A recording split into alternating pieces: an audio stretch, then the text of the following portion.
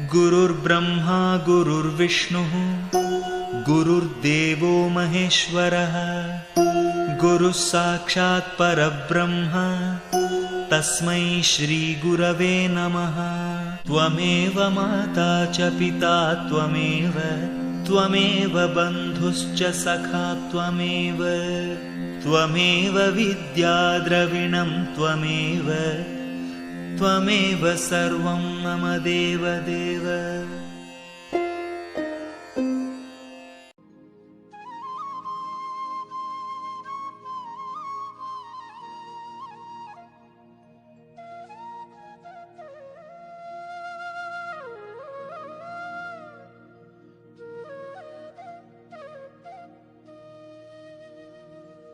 जित बिठरावे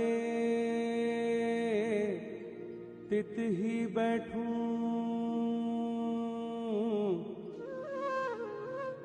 जो पहरावे सोई सोई पहरूं। मेरी उनकी प्रीत पुरानी, बेचे तो बिक जाऊं।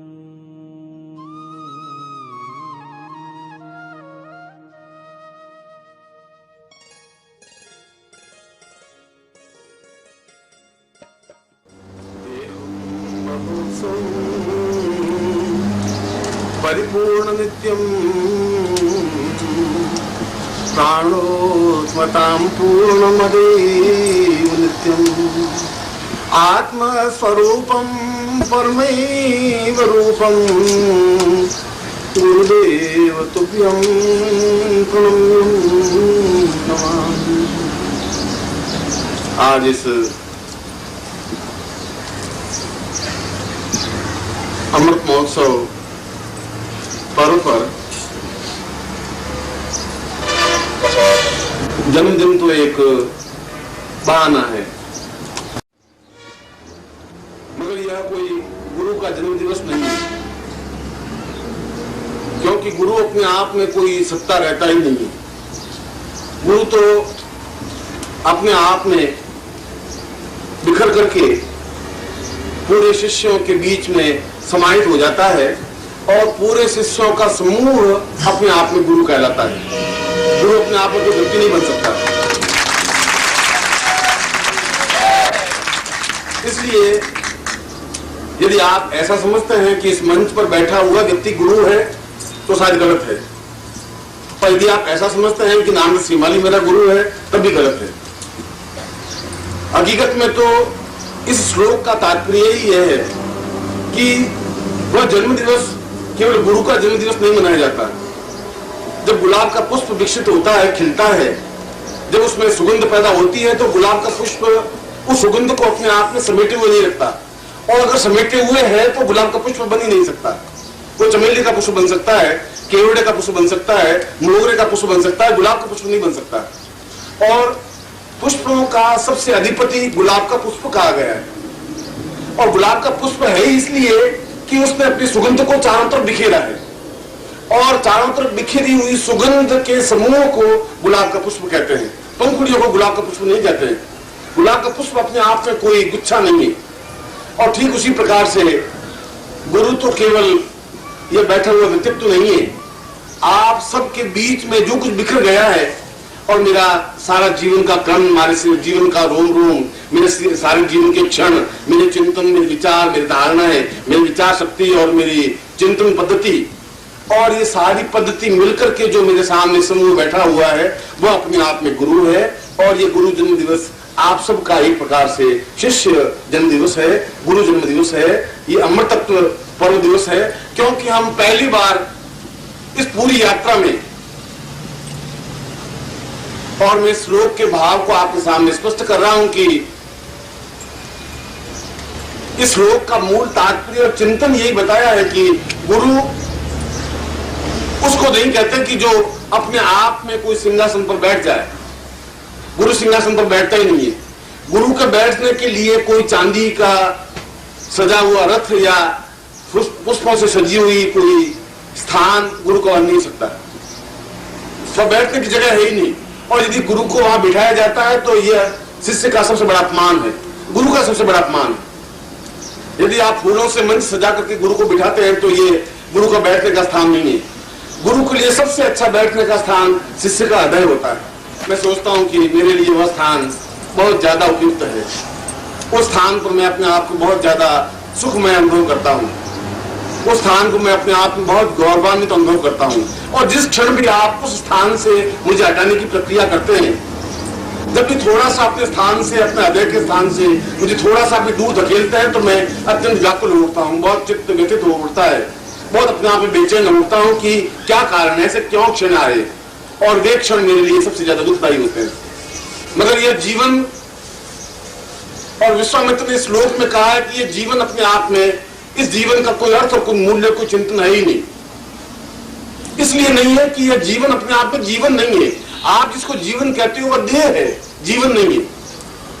तुम देह की अवस्था को प्राप्त कर रहे हो, तुम जन्म लेते हो मां के गर्भ से और मृत्यु को प्राप्त होते हो। इसलिए पूरी तुम्हारी जो यात्रा है वो देह की यात्रा है, जीवन की यात्रा नहीं है। इस देह की अवस्था से तुम जरूर पार कर रहे हो। देह की अवस्था से 20 साल, 21 साल, 25 साल, 40 साल, 50 साल, 60, 70, 80 साल, और जितनी भी तुम्हारी देह में हिम्मत है, क्षमता है, वह देहगत अवस्था चलती है। और चलते एक क्षण ऐसा आता है जहां शमशान जाकर के आप सो जाते हैं। ये सारी यात्रा आपकी देहगत अवस्था है। और देह अपने आप में प्राण नहीं है, क्योंकि मां पुत्र को पैदा जरूर करती है, तो मां केवल देह को पैदा करती है, शरीर को पैदा करती है, प्राणों को पैदा नहीं करती है। जब पुत्र पैदा होता है तो मृत्यु तुल्य पैदा होता है, जीवन तुल्य पैदा नहीं होता। और इसीलिए इस विश्वामित्र ने कहा कि पूरे जीवन यात्रा में, वह जीवन यात्रा देह की जीवन यात्रा है, और इस पूरी जीवन यात्रा में वह देह अपने आप में गतिशील होती रहती है, चलती रहती है, आप चाहे या नहीं चाहे। ये आपके चलाने से देह नहीं चलती है। यदि आप नहीं सांस लेना चाहिए, आपको बस की बात नहीं है, सांस आपको लेनी है। और सांस लेने की आपको क्रिया का ज्ञान है नहीं, क्योंकि आपको सांस लेने की क्रिया समझाई नहीं गई। मां ने जैसी सांस ली वैसे आपने सांस ली, मां ने आपको कोई नया तरीका नहीं समझाया। जीवन लेने के बाद, प्राण लेने के बाद जो क्रिया समझानी चाहिए वह नहीं समझ पाया। इसलिए विश्वामित्र कहता है कि इस पूरे जीवन काल में, इस पूरी यात्रा की परिधि में, जो 60 साल की यात्रा है और जो 70 साल की अवधि है, जिस पगडंडी पर तुम चल रहे हो, गतिशील हो रहे हो, वह एक देह की गतिशील अवस्था है। उस देह की गतिशील अवस्था में किसी भी क्षण गुरु मिल सकते हैं, और वे गुरु अपने आप में, उस गुरु को प्राणात्मा कहा गया है। इसलिए उस गुरु को जीवात्मा कहा गया है। वह जीव को प्राणगत अवस्था में बदल देता है, क्योंकि जीव तो अपने आप में नश्वर है, जीव तो पंचभूतों में मिल जाएगा, प्राण नहीं मिल सकते। इसलिए प्राण को अनादि कहा गया है, अनीश्वर कहा गया है, अजन्मा कहा गया है, अगर्भा कहा गया है। प्राण गर्भ में पैदा नहीं हो सकता, गर्भ के बाहर प्राण पैदा होते हैं। इसलिए प्राणों की मृत्यु नहीं होती, इसलिए प्राणों का जन्म नहीं होता। अगर शास्त्रों ने कहा प्राण जन्म लेते ही नहीं, तो फिर तो बालक के साथ प्राण नहीं आते, क्योंकि शास्त्र बिल्कुल यही कह रहा है। इसलिए इस श्लोक में कहा है कि इस पूरी यात्रा में, जीवन की पूरी यात्रा में किसी क्षण जब तुम्हें एक जीवंत व्यक्तित्व मिल जाए, जिंदा गुरु। गुरु भी दो प्रकार के होते हैं, एक मरे हुए गुरु, एक जिंदा गुरु। व्यक्ति भी दो प्रकार के होते हैं। अधिकतर व्यक्ति मरे हुए व्यक्ति में, आप में से अधिकतर व्यक्ति, 90% व्यक्ति, 95% व्यक्ति, 98% व्यक्ति मरे हुए हैं। कोई चेतना नहीं है, कोई धड़कन नहीं है, सांस तो ले रहे हैं, प्राणगत अवस्था नहीं है, उसमें कोई चैतन्यता नहीं है, उसमें किसी प्रकार की हलचल नहीं है। वह एक लाश है, ढोए हुए चले जा रहे हैं, चिंता है, बोझ है, परेशानियां है, कष्ट है, बाधाएं, अड़चने हैं, कमाने की चिंता है, और बिल्कुल एक एक कदम चलते हुए शमशान में जाके सो जाते हैं। नित्य आपके सामने सैकड़ों लोग शमशान की ओर जा रहे हैं, आप अकेले नहीं जा रहे, और आप खुद भी उन लोगों को कंधों पर उठाए हुए पहुंचा के आते शमशान में खड़े खड़े सोचते हैं कि कुछ नहीं, जीवन नाशवान है, यह था बहुत भला आदमी, रघुनाथ दास था, चला गया, कुछ साथ नहीं ले गया, और वापस दुकान पे आकर के वापस वही क्रिया वापस प्रारंभ हो जाती। कुछ क्षणों के लिए प्राण जागृत होते हैं, वो प्राण जागृत होते हैं तो सोचते हैं कि यह जीवन है नहीं, क्योंकि ये जीवन अपने आप में तुच्छ है, बेमानी है, यहाँ के सो जाना है। मगर वापिस तुम्हारे जीवगत अवस्था में तुम चले जाते हो। इसलिए विश्वामित्र कहता है कि यह शिष्य का सौभाग्य है कि उसको अपने जीवन की पगडंडी पर कभी भी किसी भी क्षण गुरु मिल जाए। हो सकता है 40 साल की अवस्था में मिल जाए, हो सकता है 45 साल की अवस्था में मिल जाए, हो सकता है 50 साल की अवस्था में मिल जाए, हो सकता है पूरे जीवन भर नहीं भी मिले, क्योंकि तुम चल रहे हो इस पगडंडी पर और तुमने जीवन के 35 साल पार किए और 35 साल की पार में भी जहां गुरु मिले और तुमने पांव पकड़ लिए और हाथ पकड़ लिया तो उसके साथ तुम चल सके। और वह चलने की क्रिया, गुरु को पकड़ करके चलने की क्रिया अपने आप में अमृत पथ की ओर चलने की क्रिया है। इसलिए आज का दिन मैं तुम्हारे उस प्राणों को पकड़ करके अमृत तत्व की ओर ले जाने की क्रिया संपन्न कर रहा हूं, इसलिए इसको अमृत पर्व कहा गया है। तुमने अपने पिछले 15 साल से 10 साल से देहगत अवस्था मेरे साथ रहे हैं, मेरे साथ हंसते हैं, मेरे साथ मुस्कुराते हैं, मेरे साथ रोते हैं, बिलखते भी हैं, परेशान भी होते हैं, मगर तुम्हारा मेरा संबंध केवल ये 5 साल का ही नहीं है। ऐसा हो भी नहीं सकता। मुर्दा गुरुओं कैसे होते हैं? क्योंकि मुर्दा गुरु कुछ क्षणों के लिए जिंदा होते हैं, कुछ क्षणों के लिए आपसे मिलते हैं, कुछ क्षणों के लिए बिछुड़ जाते हैं। उनका मिलना और बिछुड़ना अपने आप में कोई वैल्यू नहीं रखता। ठीक इसी प्रकार से वैल्यू रखता है जैसा एक पड़ोसी व्यक्ति मर गया, हमने कंधों पे उठाया, शमशान में जाकर सुला दिया, उसके अलावा हमारा उसका कोई संबंध नहीं, न हमारे आंख में आंसू है, न किसी प्रकार का विषाद है, न किसी प्रकार का अभाव। और यदि पड़ोसी घर में पुत्र पैदा हो गया, एक क्षण के लिए मुस्कुरा लिए, एक क्षण के लिए खुश हो गए, इतना ही जीवन का चिंतन है। उस गुरु का भी आपसे इतना ही संबंध है। आप किस अवस्था में, कैसी हालात में है, उन गुरु से कोई लेन देन नहीं है। वे गुरु है ही नहीं। उन्होंने केवल एक दुकान खोल रखी है, एक व्यापार, एक विनिमय, एक साधन है। उनका तुम्हारा कोई संबंध, प्राणों का संबंध नहीं है, जीवन का कोई चिंतन नहीं है, कोई विचार धारणा नहीं है, तुमसे उनका कोई स्वार्थ नहीं है। केवल इतना ही है कि ये आवे और इस मुझे 5 रुपए चढ़ा दे, 25 रुपए चढ़ा दे, 100 रुपए चढ़ा दे, कमरा बना दे, एक धर्मशाला बना दे, एक हॉल बना दे और कुछ दान दे, तो दक्षिणा दे दे। ये गुरु अपने आप में मुर्दा गुरु होते हैं। और ऐसे मुर्दा गुरु केवल भारतवर्ष में नहीं, पूरे संसार में होते आए हैं और हैं। ये नहीं कि कलयुग में भी है, द्वापर युग में भी सैकड़ों लोग ऐसे ही गुरु थे, सतयुग में भी ऐसे ही गुरु थे, जिनको खुद को अपने बारे में कुछ चिंतन नहीं था, ज्ञान नहीं था। और विश्वामित्र इसी बात को कह रहा था कि वह गुरु अपने आप में गुरु ही नहीं है जो शिष्य को पकड़ नहीं सके। शिष्य नहीं पकड़ सकता, शिष्य तो चल जा रहा है, शिष्य को ज्ञान ही नहीं है मुझे कहां किस क्षण गुरु से मिलना है। और ज्ञान ही होता तो फिर वो शिष्य रहता ही क्यों? शिष्य का तात्पर्य है बिल्कुल नजदीक सरके जाए, नजदीक से नजदीक जाता हुआ। शिष्य का तात्पर्य कोई चेला बनना नहीं है, कोई तुम्हें दीक्षा दो तुम शिष्य बनो, ये शिष्यता नहीं है। दीक्षा देने को शिष्य नहीं कहते। शिष्य का मतलब है कि तुम गुरु के कितने निकट हो, उसको शिष्य कहते हैं। शिष्य का मतलब है निकट जाने की क्रिया, और निकट जाने की क्रिया देह से देह जुड़ जाने की क्रिया को नहीं, प्राण से प्राण मिल जाने की क्रिया को शिष्यता कहते हैं। तुम्हारे प्राण उस गुरु के प्राणों से मिल जाए, एकाकार हो जाए, एक धड़कन हो, एक चेतना हो, एक विचार पद्धति हो, एक सांस हो, एक क्रिया हो। और ऐसा क्षण जीवन में शिष्य लाता है। अगर शिष्य में चेतना रहती है तो, मगर शिष्य में चेतना रह नहीं सकती, क्योंकि शिष्य प्राण अवस्था में पैदा होता नहीं है। यह मूलभूत अंतर है। शिष्य जीवगत अवस्था में पैदा होता है और वहां उस क्षण विशेष में कभी गुरु उसको जिंदगी मिलते हैं और वो शायद नहीं पहचान सके। मैं इस रास्ते पर चला जा रहा हूँ, सोचती गेट पर, बीच में 25 लोग मिल रहे हैं, मैं किसी को देख ही नहीं रहा हूँ, सोचती गेट चला जाता हूँ, सोचती गेट जाकर सो जाता। और मैं भी जीवन में ऐसा ही व्यक्ति है, पैदा हो रहा है और अपने रास्ते पर चल रहा है, सोचती संसार में यात्रा आ जाएगी, जाके सो जाएगा। फिर कोई गर्भ मिलेगा, उसके हाथ में कोई चिंतन नहीं है, उसके हाथ में कोई विचार सरणी नहीं है, उसके हाथ में है ही नहीं कि वह कहां गर्भ में कहां जन्म ले, उसके हाथ में नहीं है, तुम्हारे हाथ में नहीं है। तुम्हारे हाथ में ये निश्चित था नहीं कि तुम किशन लाल के यहीं पैदा हो, तुम्हारे हाथ में नहीं था। ये संयोग कि तुमने किशन लाल के यहाँ जन्म ले लिया, तुम्हारा संयोग था कि तुमने चमार के जन्म ले लिया, तुम्हारा संयोग था कि तुम क्षत्रिय के जन्म ले लिया, ब्राह्मण के जन्म ले लिया, या किसी व्यक्ति के घर में जन्म ले लिया, गरीब के घर में जन्म ले लिया, निर्धन के घर में जन्म ले लिया। तुम्हारे हाथ में सत्ता नहीं थी। तुम्हारे हाथ में सत्ता इसलिए नहीं थी, तुम्हारे हाथ में गुरु नहीं था। गुरु तुम्हें इस बात को ज्ञान दे सकता था कि तुम्हारा जन्म लेने का अधिकार तुम्हारा है, ईश्वर का नहीं है। ईश्वर को दूसरी चीज है ही नहीं, क्योंकि ईश्वर तो कोई सत्ता ही नहीं है। ईश्वर को तो खुद गुरु ब्रह्मा गुरु विष्णु कहा गया है। हम ईश्वर कैसा होता है? और जब वेद को पढ़ते हैं, यजुर्वेद को पढ़ते हैं, तो यजुर्वेद कहा है कि ईश्वर अपने आप में कोई सत्तात्मक है ही नहीं, ईश्वर का कोई जन्म नहीं होता। ईश्वर का कोई चिंतन नहीं, उसका कोई आकार नहीं, उसका कोई रूप नहीं, कोई रंग नहीं, उसका कोई चिंतन नहीं, कोई दिशा नहीं, कोई दृष्टि नहीं, उसकी कोई आंख नहीं, जब कुछ है ही नहीं तो हम किसको पकड़ेंगे? और जिसको तुम पकड़ रहे हो वो देवता है, ईश्वर तो है नहीं।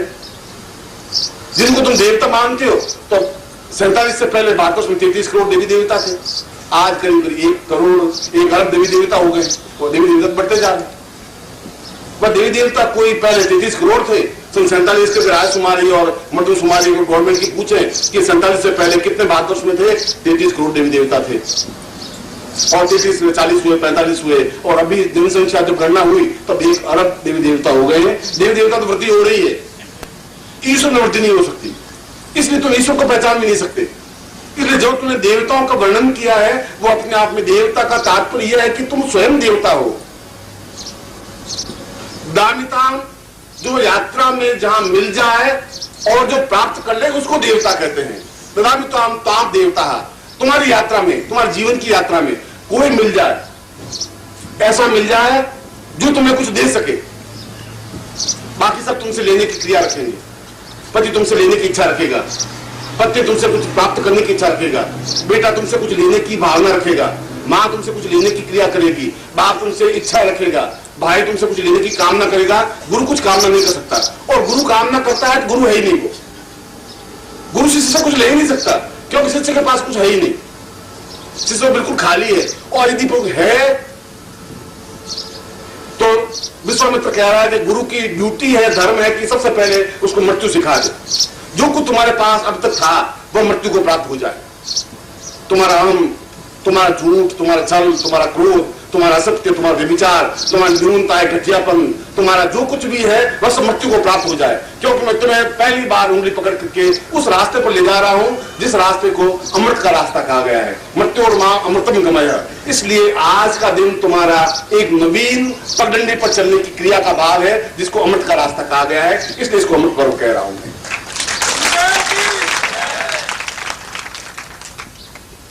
और इसीलिए इस पर्व पर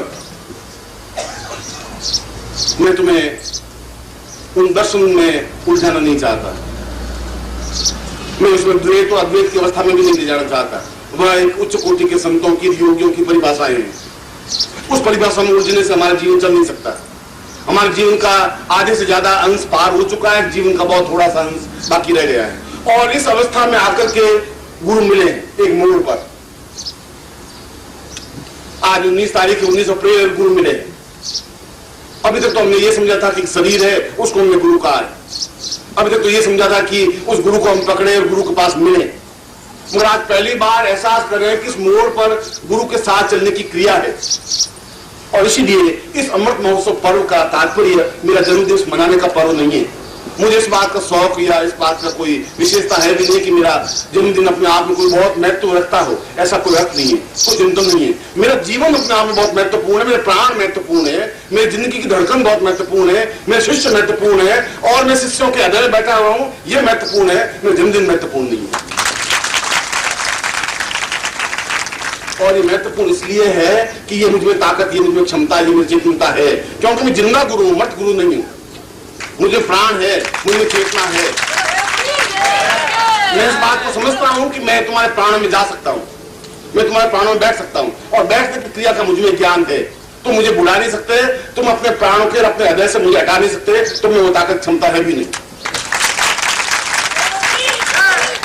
और इसीलिए विश्वामित्र और विश्वामित्र का मैं श्लोक इसलिए सामने रखा है कि जीवन 2-4 संतान पैदा करने के लिए नहीं है, और जीवन 5-25 हजार रुपए इकट्ठे करने के लिए भी नहीं है। वह तो देह की अवस्था है, वह तुम कर सकते हो, वह तुमने किया है, वह तुम करोगे भी।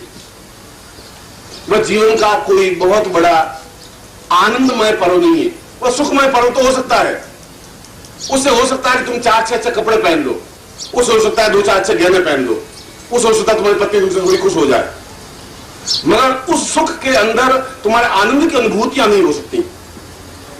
इसलिए प्राणगत अवस्था का तात्पर्य है कि तुम्हारे कई प्राणों से तुम्हारा मेरा संबंध है। कोई पहली बार तुम्हारा मेरा कोई मिलन नहीं हुआ है। पहली बार अगर मिलन हुआ होता तो मैं तुम्हारे हृदय में बैठ भी नहीं सकता, तुम मुझे अपने हृदय में स्थापन कर भी नहीं सकते। क्योंकि जहां ये प्रश्न पैदा होता है कि गुरु और प्राणों का संबंध बने, गुरु और शिष्य का तात्पर्य गुरु के निकट जाए। उपनिषद का तात्पर्य कोई पोथी लिखे हुए ग्रंथ उपनिषद नहीं कहलाते। उपनिषद का तात्पर्य है कि गुरु के और नजदीक जाने की क्रिया, शिष्य से भी आगे। शिष्य का तात्पर्य था गुरु के पास जाए और गुरु के समीप बैठे कुछ करे नहीं, कोई जरूरत नहीं, तुम्हें कुछ करने की जरूरत भी नहीं, बस केवल पास में बैठे। ये अपने आप में बैठना भी अपने आप में बहुत महत्वपूर्ण है, क्योंकि बैठने की क्रिया भी अपने आप में कोई सामान्य क्रिया नहीं है। यदि समुद्र के पास बैठेंगे तो अपने आप को लहर उठेगी और तुम्हारे चरण धो लेगी, और समुद्र के पास बैठने की क्रिया होनी चाहिए तुम्हें। और तुम समुद्र के पास बैठोगे नहीं तो लहर उठेगी नहीं, और लहर उठेगी भी तुम्हारे चरण प्रक्षालन नहीं कर सकेगी, क्योंकि तुम अपने आप में उस महान विशाल जल्दी के पास में बैठे हुए हो, जिस जल्दी की एक लहर उठ सकती है, तुम्हारे चरण प्रक्षालन कर सकती है। मगर मैं तुम्हारे इस पूरी यात्रा में यह जो जीवन का एक समुद्र है, जीवन का जो मानसरोवर है, इसके दो छोर हैं। एक छोर पर गुरु खड़ा है, एक छोर पर शिष्य खड़ा है। शिष्य खड़ा है देहगत अवस्था में, गुरु खड़ा है प्राणगत अवस्था में। मैं प्राणों के माध्यम से जिंदगी को सोचता हूं, विचार करता हूं, जिंदगी में भी तुम्हारी तरह व्यतीत करता हूं। कोई मेरी जिंदगी व्यतीत करने का कोई नया स्टाइल, कोई नई तरीका नहीं है। मेरी भी पत्नी है, मेरे भी पुत्र है, मेरे भी बंधु है, बांधव है, चाचा है, काका है, भाई है, बंधु है, कमाता मैं भी हूं, रोटी मैं भी खाता हूं रात में, ये सब कुछ तो है। मगर तुम्हें मुझे अंतर इतना है कि तुम चिंताओं से बोझिल हो जाते हो, और मैं किसी बात से चिंता मेरे ऊपर हावी नहीं हो सकती। चिंता मुझे तकलीफ नहीं दे सकती। परेशानी बाधा आती है तो पास में आके खड़ी हो जाती है, मुझे अपने आप में हावी नहीं, मुझे गला नहीं पकड़ सकती, मेरा मुझे झकझोर दे सकती। ये बहुत बड़ा अंतर है। इसलिए मैं एक किनारे पर खड़ा हूं, तुम दूसरे किनारे पर खड़े हो। तुम्हारे पर बाधा आती है, तुम भयभीत हो जाते हो, घबरा जाते हो, विचलित हो जाते हो, क्या होगा, अब कैसे होगा, कि बीमार हो गया, अब बहुत हालत खराब हो जाएगी, अब बहुत मुश्किल हो जाएगी, कैसा हो जाएगा, और कल बूढ़ा हो जाऊंगा, बेटा सेवा नहीं करेगा तो मेरी क्या हालत हो जाएगी, और पत्नी अगर बीमार पड़ गई तो क्या होगा, पति मर गया तो क्या होगा। तुम किनारे पर खड़े खड़े, और मैं भी तुम्हारे समुद्र के पास किनारे पर खड़ा हूं आज 19 अप्रैल को, और मैं तुम्हें निमंत्रण दे रहा हूं कि यहां किनारे पर खड़े होने से कुछ लाभ नहीं होगा। मैं तुम्हें कह रहा हूं कि इस समुद्र में कूदना पड़ेगा तुम्हें। इस कूदोगे नहीं तो तुम जहां जा रहे हो वो तो शमशान का रास्ता है। और इससे पहले भी तुमको मैं कह चुका हूं, पिछले जीवन में भी कह चुका हूं, इससे पिछले जीवन में भी कह चुका हूं, तो पहली बार नहीं कह रहा हूं। ये अवस्था तुम्हारी पहली बार नहीं है, क्योंकि तुम तो बार बार मरे हो, मैं बार बार नहीं मरा हूं। मैं बार बार हर क्षण तुम्हारे सामने जिंदा हूं, प्रतिक्षण जागृत हूं, क्योंकि जागृत विचित्र मिलना, जागृत गुरु मिलना बहुत कठिन, असंभव है। सतयुग में उस ऋषि काल में वशिष्ठ पैदा हुए, विश्वामित्र पैदा हुए, कणाद, अत्रि, गौतम, पुलस्त्य, जमदग्नि, कर्ण और पाणिनि जैसे पैदा हो गए, और उसके बहुत कई वर्ष बाद एक कृष्ण पैदा हुए, 5000 वर्ष बाद।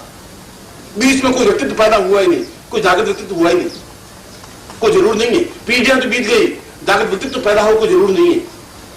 और कृष्ण की आत्मा फिर गई, और उसके 2500 वर्षों बाद फिर एक जागृत व्यक्तित्व पैदा हुआ, बुद्ध, जिसने कहा नहीं, ध्यान के माध्यम से भी जीवन को पकड़ा जा सकता है, पहचाना जा सकता है। और उसने आनंद को कहा, अपने शिष्य को कहा कि शिष्य तू चिंता मत कर, मैं तेरे पास खड़ा हूं, तू केवल अपना हाथ मुझे सौंप दे, तू और कुछ मत कर, तुझे कुछ करने की जरूरत नहीं है, तू कुछ कर भी नहीं सकता।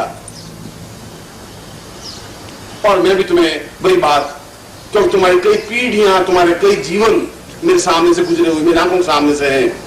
फिर तुम्हारे शरीर कई बार मिटा है, फिर जन्म लिया है, कई बार तुम किसी और घर में जन्म लिया है, कई बार किसी और घर में जन्म लिया है। तुम्हारे पिछले 25 और 27 जन्मों का हिसाब किताब मेरे पास है, और मैं तुम्हें से प्रत्येक को हिसाब किताब दे सकता हूं। तुम जाके चेक कर सकते हो, कंफर्म कर सकते हो कि क्या पिछले जीवन में यहां पैदा हुआ था।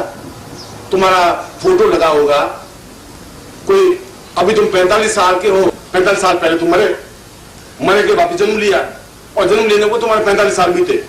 इसका मतलब है आज से 55 साल पहले, उससे 10 साल पहले तुम कहीं पर जरूर 55 साल के, 60 साल के, 70 साल के बुढ़े रहे होंगे।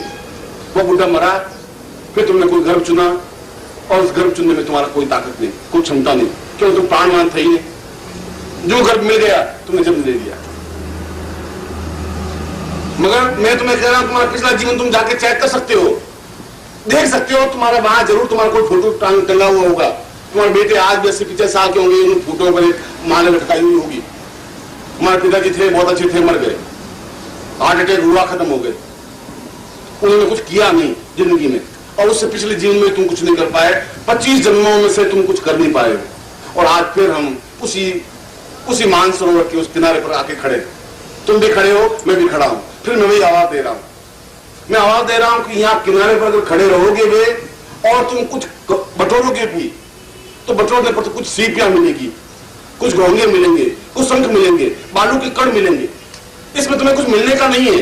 तुम्हें मिलना है तो समुद्र में कूदना पड़ेगा, बीच मझधार में, और अगर कूद जाओगे तुम मोतियों से हाथ भर करके बाहर निकल जाओगे।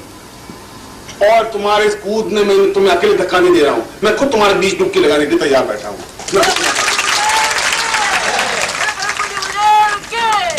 तुम्हें समुद्र में अकेला धकेल नहीं रहा हूं। अकेले धकेलने का मेरा धर्म भी नहीं है, मेरा कर्तव्य भी नहीं है। बीच मझधार में तुम्हारा हाथ छोड़ने का मेरा धर्म कर्तव्य नहीं है। मेरा कर्तव्य, मेरा लक्ष्य, मेरा चिंतन यह है कि ये बार बार तुम्हें मुझे कहना और बार बार तुमसे वायदा करना जीवन का धर्म और चिंतन नहीं है, क्योंकि बहुत समय व्यतीत हो चुका है। ये बार बार के वायदे ये उचित नहीं है। और इस बार जब मैंने ध्यानगत अवस्था का, आज तो तुम्हें दीर्घगत अवस्थाओं की साधना करवाई, देवताओं को प्रसन्न करने की, लक्ष्मी की साधना करवाई, हनुमान जी की साधना करवाई, इसकी साधना करवाई, उसकी साधना करवाई, दीर्घगत अवस्थाओं से संबंधित रखा। पर पहली बार तुम्हें मैंने अमर तत्व साधना की ओर लेकर आ रहा हूं। पहली बार तुम्हें उस जगह खड़ा कर रहा हूं कि तुम्हारा इस बार का आना बहुत सार्थक है, बहुत जरूरी है, बहुत आवश्यक है, क्योंकि ये आना तुम्हारा उस समुद्र के किनारे खड़ा होना है जहां तुम मेरा हाथ पकड़ के खड़े हो। अभी तक तुम एक किनारे पर खड़े थे, एक तक किनारे पर मैं खड़ा था, और इस बीच में 25 जन्म बीत गए, 40 जन्म बीत गए, 15 जन्म बीत गए। हर बार तुम मुझे मिले, हर बार तुम्हें मैंने आवाज दी, हर बार मैंने कहा कि किनारे पर खड़े होने से तुम्हें कुछ मिलेगा नहीं, और तुम्हें कुछ मिला भी नहीं। तुम्हारा शरीर अपने आप में कोई ताकतवान, कोई क्षमतावान है ही नहीं। अगर तुम्हारे शरीर पर तुम्हें ना आ जाए तो तुम 3 दिन स्नान नहीं करोगे, 4 दिन पर बुआ निकल जाएगी। इस शरीर में तो इतनी भी गंध तो अलग बात है, सुगंध तो बहुत दूर की बात है। इसमें तो 4 दिन तुम साबुन नहीं लगाओगे तो 4थे दिन दुर्गंध ऐसी कि पास में कोई खड़ा भी नहीं रह पाएगा। मैंने कहते जिंदा आदमी भी पास में खड़ा नहीं हो सकता, जिंदे आदमी की चमड़ी भी इतनी बदबूदार हो जाती है। तुम्हारे शरीर में कुछ है ही नहीं, कोई धड़कन नहीं है, कोई चेतना नहीं है।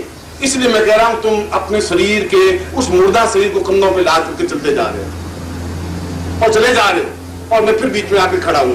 पिछली बार भी खड़ा हुआ था, और मैंने बोर्ड पे लिखा है कि किसी न किसी जन्म में तुमसे वायदा किया था कि मैं तुम्हें ब्रह्मत्व तक ले जाऊंगा, और मैं आज फिर वायदा करता हूं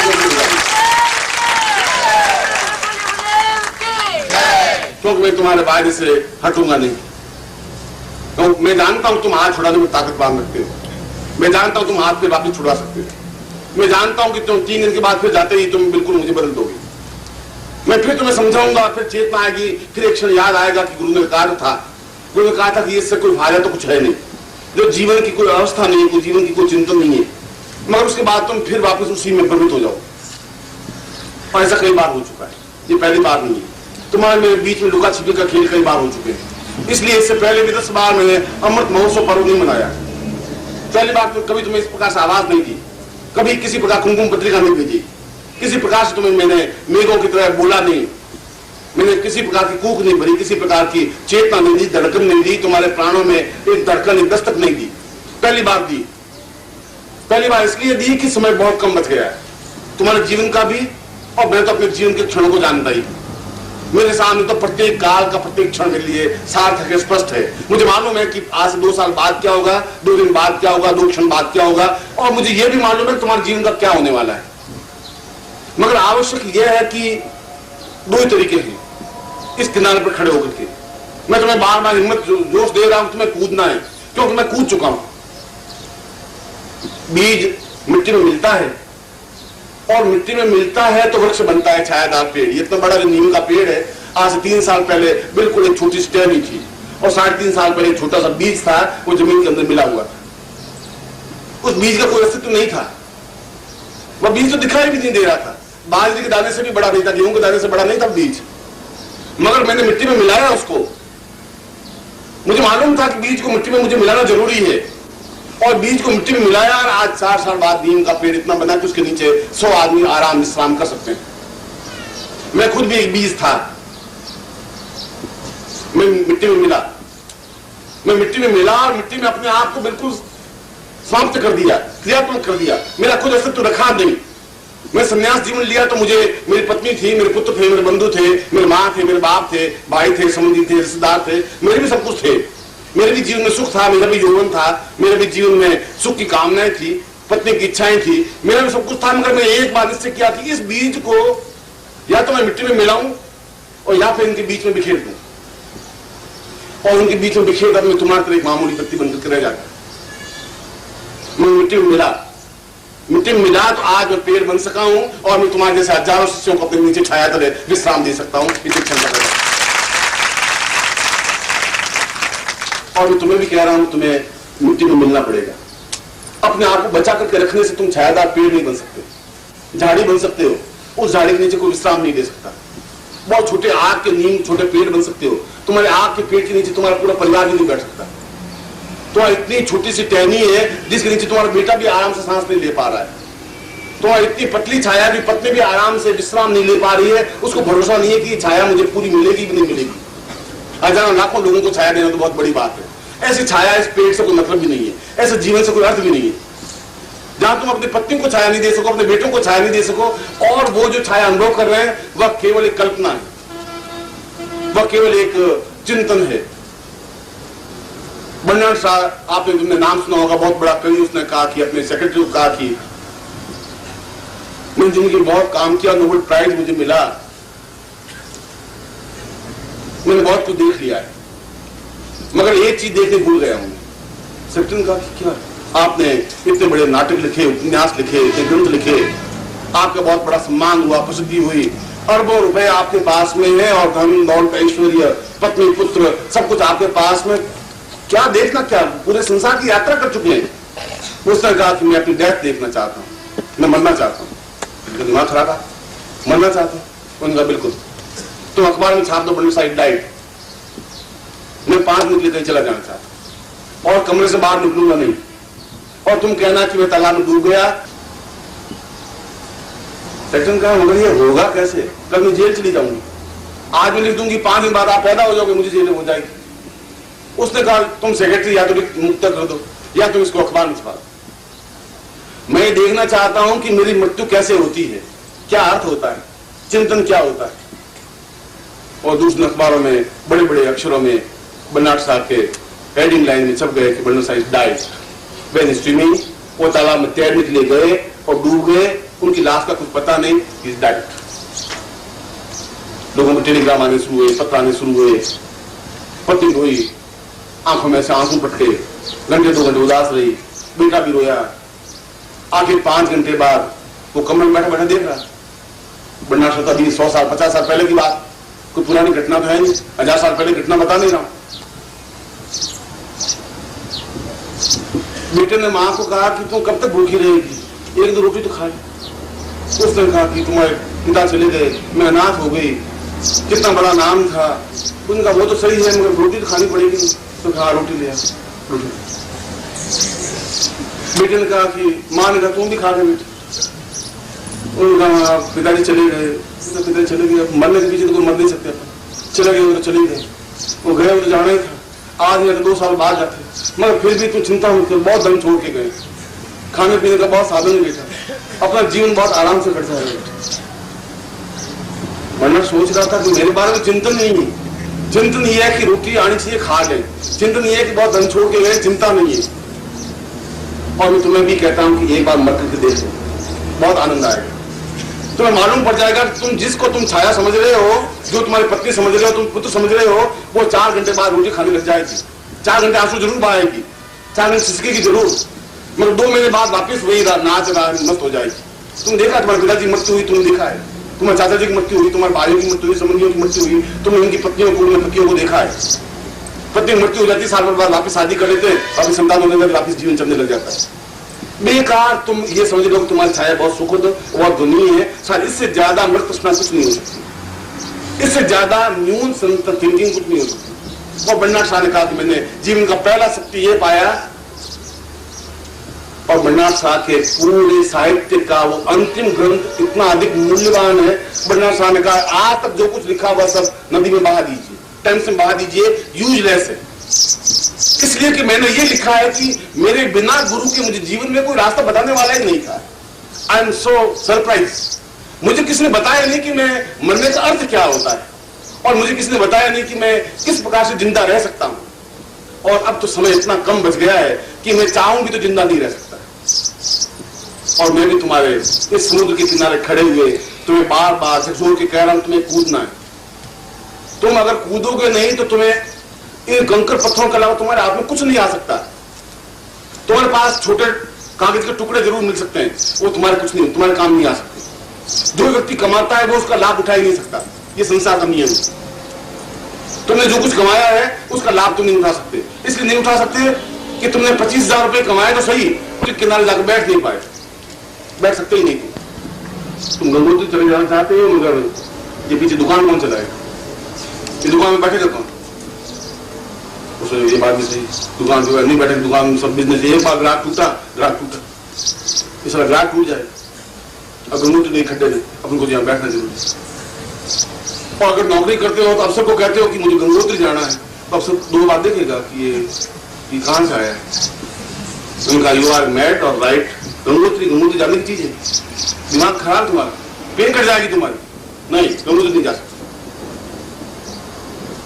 तुम्हारी जिंदगी में अगर तुमने कुछ कमाया है तो तुम उसका लाभ नहीं उठा सकते, और तुमने जिसको पैदा किया है उसका लाभ भी तुम नहीं उठा सकते। संता तुम्हें सुख नहीं दे सकती, क्योंकि तुमने वैसा ही पैदा किया जैसा तुम थे। तुम जीव थे, जीव को पैदा कर दिया। तुम्हारे पास प्राण थे नहीं, उसमें प्राण की धड़कन दी नहीं, उसमें चेतना दी नहीं। इसलिए तुम्हें इस समुद्र के किनारे खड़े खड़े हिचकिचा रहे हो, कूदूं या नहीं कूदूं। ये गुरु जी कह तो रहे कि छलांग लगा दो। अब गुरु जी छलांग लगा दो, ये बेचारी पत्नी खड़ी है। गुरु जी आप देखिए आंख में आंसू है। गुरु जी आप छलांग लगाने की तो कह रहे हैं, मगर मेरे बिना रह नहीं सकती। गुरु जी उनका रह जाएगी, कोई चिंता मत कर, तू चला भी जाएगा तो ये जो 4 से घंटे के आंसू है वो अपने आप रह जाएगी। आंसू पहुंच करके अपने कपड़े बदल देगी। तू घटना मत कर, मेरे साथ चल, मैं तेरे साथ मैं भी छलांग लगा रहा हूँ, ऐसा नहीं मैं धक्के दे रहा हूँ।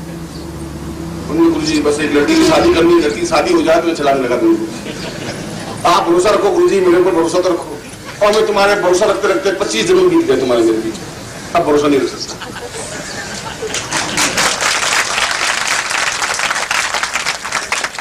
अब तुम्हारे ऊपर से मेरा विश्वास उठ गया, क्योंकि हर बार तुमने मुझे धोखा दिया है। हर बार मैंने तुम्हें कहा, मैंने कहा तुम इस जन्म मरण के बंधन से मुक्त हो जाओ। ये बार बार माँ के गर्भ से जन्म लेना और 3-4 साल मलमूत्र में रहना, तुम्हें ये पता नहीं तुम मल में हो, पेशाब में हो, मूत्र में हो। तुम बिल्कुल एक वैश्य और बिल्कुल शूद्र की तरह जीवन व्यतीत करते हुए 11, 12, 15 साल के होते हो, और तुम वापस उसी चक्कर में घूम जाते हो, फिर मर जाते हो, फिर जन्म ले लेते हो। और मैं बार बार तुम्हें फिर किसी मोड़ पे मिलता हूँ, और बार बार तुम मुझे यही हाथ छुड़ा कर खड़े हो जाते हो कि गुरु जी आप मेरे पर भरोसा रखिए, मैं आपका शिष्य हूँ और आप मेरे गुरु हैं, आप मेरे देवता हैं, आप मेरे प्राण हैं, गुरु ब्रह्मा गुरु विष्णु। और फिर आंख बन के तुम्हें माता पिता तुम्हें बंधु सका तुम्हें गुरुदेव सौंप दिया है, जीवन का सब भार तुम्हारे हाथों में सौंप दिया। और मैं कहता हूँ तुम क्या कर रहे हो? गुरु जी एक थोड़ा सा काम हो रह गया है, 2 साल। अरे बाहर सौंप दिया, सारा जीवन का बाहर, शाम को तुम कल तो कहा चिल्ला रहे थे, सब सौंप दिया जीवन का नाच है, कुछ सब सौंप दिया जीवन का बाहर तुम्हारे हाथों में। और अरे भाई तुम्हें चलना है, 2 लड़कियां कुमारी, गुरु जी चलना है, कहाँ चलना है? आप तो अपना दिमाग, आपने लड़कियों की शादियां कर दी, मेरे लड़कियों की शादी करनी।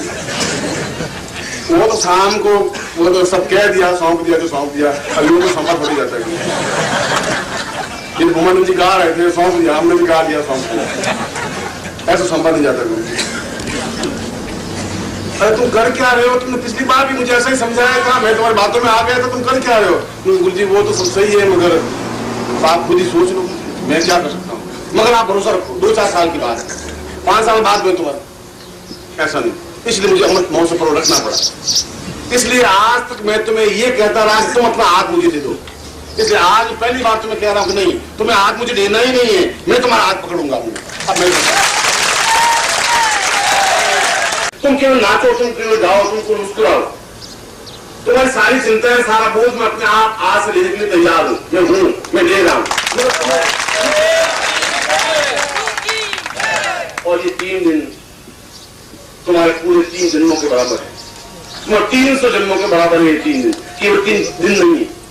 मैं तुम्हारे भीड़ को इकट्ठी नहीं की है, मैं तुम्हें आवाज इसलिए दी है पहली बार, इससे पहले कभी मैं तुम्हें इस प्रकार से पत्र नहीं लिखे, इस प्रकार से कुमकुम पत्रियां नहीं दी थी। क्योंकि मैं जानता था कि ये जीवन के एक क्षण की व्यतीत हो जाएंगे। मैं तुम्हें उस जीवन का आनंद देना चाहता हूं जो बुद्ध ने आनंद दिया। मैं वो आनंद देना चाहता हूं जो वशिष्ठ विश्वामित्र ने लिया। मैं ऋषियों की जीवन की आत्माओं को वापस यहाँ उतारना चाहता हूं। मैं वापस पृथ्वी पर वह युग लाना चाहता हूं तुम्हारे माध्यम से, तुम्हारे वास्तव माध्यम से वापस प्राणों को चेतना देना चाहता हूं। मैं दुनिया को दिखा देना चाहता हूं कि इन सारे लोगों को मैं सूर्य बना के दिखा सकता हूं और दिखा सकता हूं।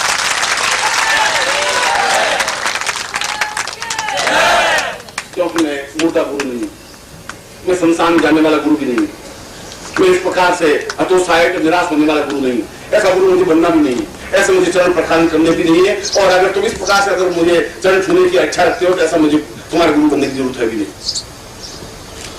मैं इस प्रकार की याचना करता भी नहीं।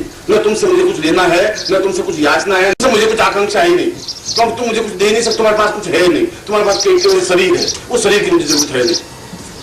वह शरीर तुम्हारी पत्नी के पास बंटा हुआ है, बेटों के पास बंटा हुआ है, भाइयों के पास बंटा हुआ है, तो उसे बांट करके रखो।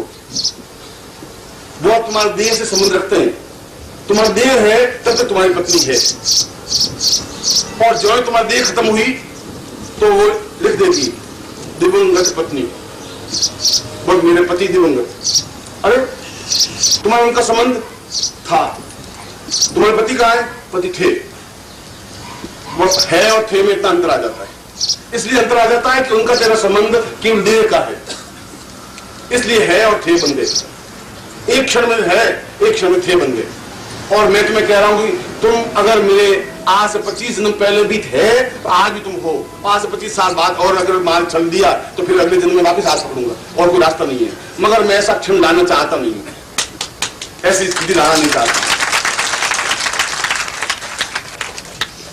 आप आए हैं और ये मेरे लिए प्रसन्नता की बात है। प्रसन्नता की बात इसलिए है कि मैंने कहा कि मैं यहाँ इस शरीर पिंड बंद करके बैठा ही नहीं हूं। यहाँ पर बैठने का चिंतन और भाव मेरे यह है कि मैं तुम्हें गणित सिखाने के लिए नहीं बैठा हुआ हूँ और तुम गणित करते जा रहे हो। यहाँ पर ऐसा है, यहाँ पर ये करना है, ऐसा गुरु जी ने कह दिया, ये कर दिया है, अब क्या होगा। मैं तुम्हें कह रहा हूँ तुम सोच विचारने में बहुत टाइम व्यतीत कर दिया है, समुद्र के किनारे खड़े खड़े काफी समय व्यतीत कर दिया है। तो मानसरोवर में डुबकी लगाई नहीं, मानसरोवर का आनंद लिया ही नहीं। और मानसरोवर में डुबकी नहीं लगा सकोगे तो हंस बन ही नहीं सकते, कौवे बन सकते हो, उड़ सकते हो। वो पंखों में ताकत नहीं आ सकती क्योंकि तुम्हारे पंख मुर्दा हो चुके हैं, उड़ने की क्षमता भूल गए तुम जरूर वशिष्ठ गोत्र के जरूर हो, विश्वामित्र गोत्र के जरूर हो, अत्रि और कणाद गोत्र के जरूर हो, भारद्वाज गोत्र के तो जरूर हो सकता है कि उस भारद्वाज का खून तुम्हारे रगों में बहा हो आज से 5000 साल पहले। और धीरे धीरे वो खून बहता बहता बहता अब उस खूनों में ताकत नहीं रही। ताकत इसलिए नहीं रही कि वे तो उड़ना जानते थे, उन्होंने तो आकाश को नापा, उन्होंने पूरी पृथ्वी को देखा, उसने पूरे ब्रह्मांड को देखा, उस भारद्वाज ने देखा। मगर तुम उनकी संतान होते हुए भी उस मानसरोवर डुबकी लगाना भूल गए। अगले पिछले 25-30 जन्मों से उस मानसरोवर क्रिया ही तुमने बुला दी। किनारे पर खड़े रहे, और किनारे पर खड़े रहने वाला हंस नहीं बन सकता है, वह केवल कौवा बन सकता है।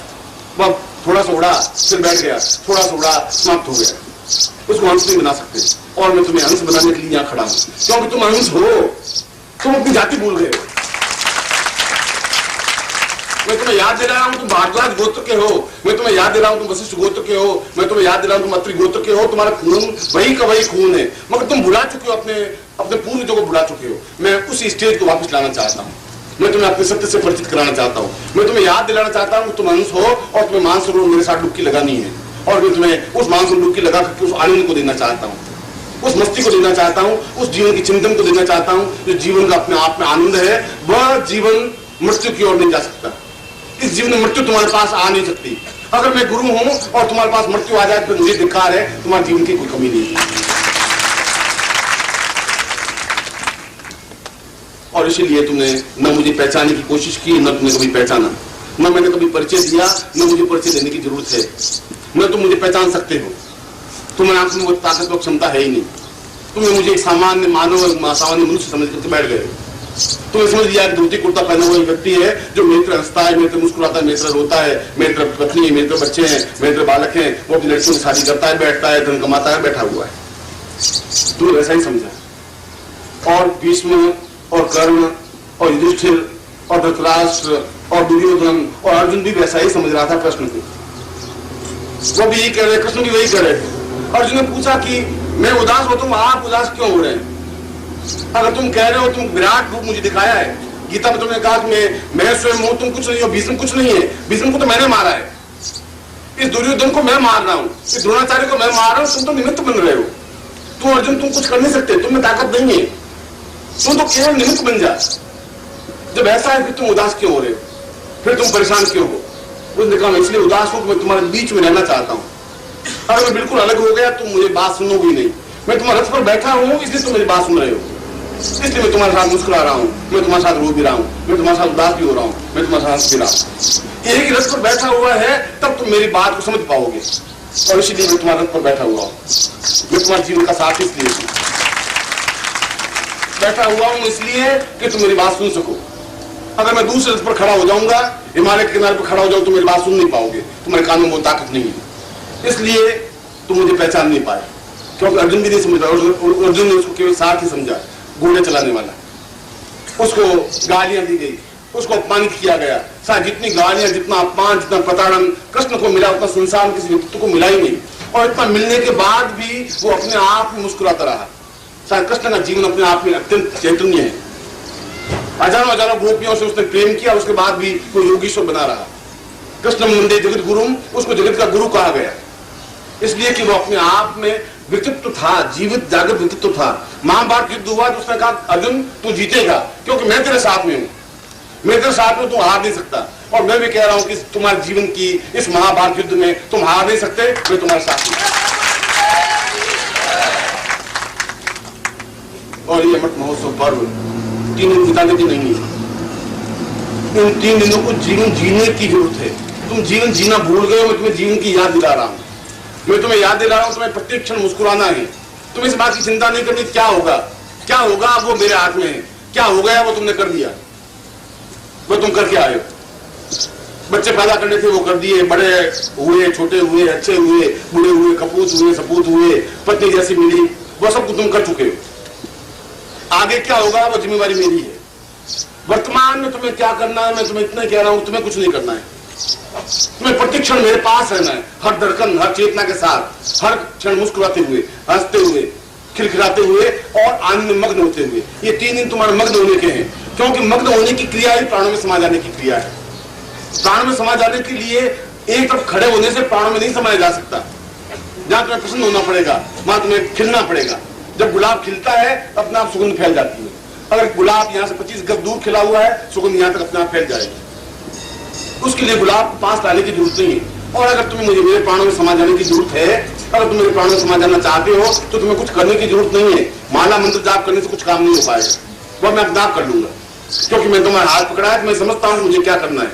मैं तुम्हें कह रहा हूं तुम्हें मुस्कुराना है, हर क्षण तुम्हें चिंतन युक्त रहना है, हर क्षण तुम ऐसा समझ रहा हो कि मेरे पास में है, हर धड़कन में मेरे पास में है, एक एक आंसू की बूंद मेरे पास में, मेरी चेतना में, मेरी धड़कन में, मेरे प्राणों में, क्योंकि मैं तुम्हें अंदर उतारने की क्रिया समझाना चाहता हूं।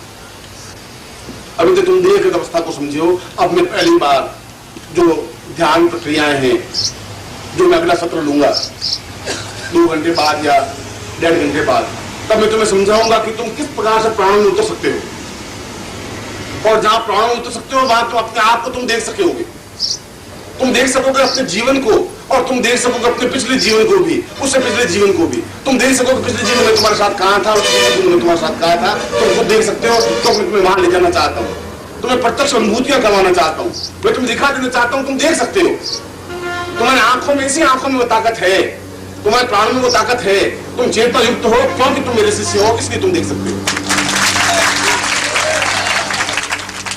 और उसके बाद भी यदि मेरे शिष्य तुम हुए भी अपने मन से, अपने वचन से, अपने प्राण से, अपनी चेतना से, उसके बाद भी मैं तुम्हें एकदम हीरा नहीं बना सका, तुम्हें स्वर्ण नहीं बना सका, तो तुम्हारा कोई दोष ही नहीं।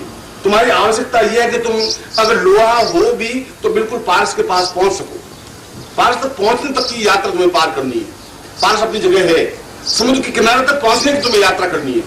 तुम अपने पांवों से मानसरोवर तक पहुंचना है, फिर मैं अपने आप तुम्हारे आत्मा के अंदर कूद दूंगा। तुम्हें हिचकिचाने की जरूरत नहीं है, तुम्हें कुछ सोचने की जरूरत नहीं है, कि तुम जो कुछ कर चुके हो उसकी तुम्हें चिंता करने की जरूरत नहीं है। तुमने जो कुछ किया, अच्छा है बुरा, वह तुम्हारा जीवन है। पर तुम समुद्र में अगर कूद लोगे तो मैं तुम्हारे साथ में हूं, डूबने नहीं दूंगा, तुम बीच में छोड़ूंगा नहीं, मैदान में तुम्हें हाथ नहीं छोड़ूंगा, मैदान में तुम्हें अलग नहीं होने दूंगा, हर क्षण हर पल हर धड़कन में तुम्हारे साथ में हूं, क्योंकि मैं तुम्हारा गुरु हूं और तुम केवल केवल मेरे गुरु। और इसीलिए अमृत का तात्पर्य मुस्कुराना है, अमृत का तात्पर्य है जीवित होना। तुम यहां आए हो मुर्दा होकर, तुम्हारे चेहरों पर मुस्कुराहट नहीं है, तुम्हारे चेहरों पर चेतना भी नहीं है, तुम्हारे चेहरों पर खिलखिलाहट है नहीं, तो हम भूल चुके हो तुम। मुर्दा व्यक्ति को पैदा कर सकता है, पैदा तो करता है, जीव तो डालता है, उसको मुस्कुराहट नहीं दे सकता, क्योंकि तुमने पैदा किया तो रोते हुए पैदा किया, हंसते हुए पैदा नहीं कर सके। हंसते हुए पैदा करना जीवन की एक चेतना है।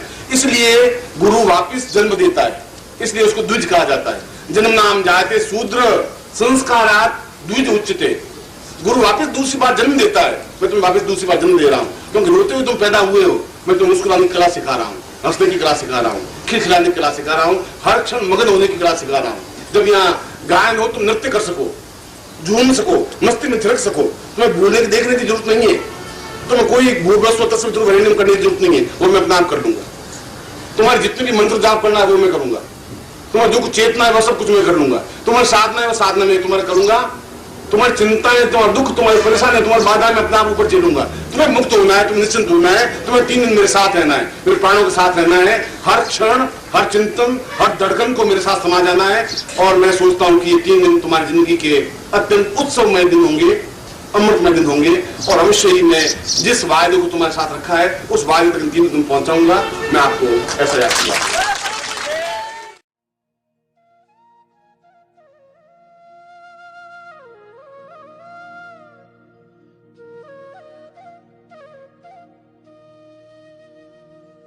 जित बिठरावे तित ही बैठूं,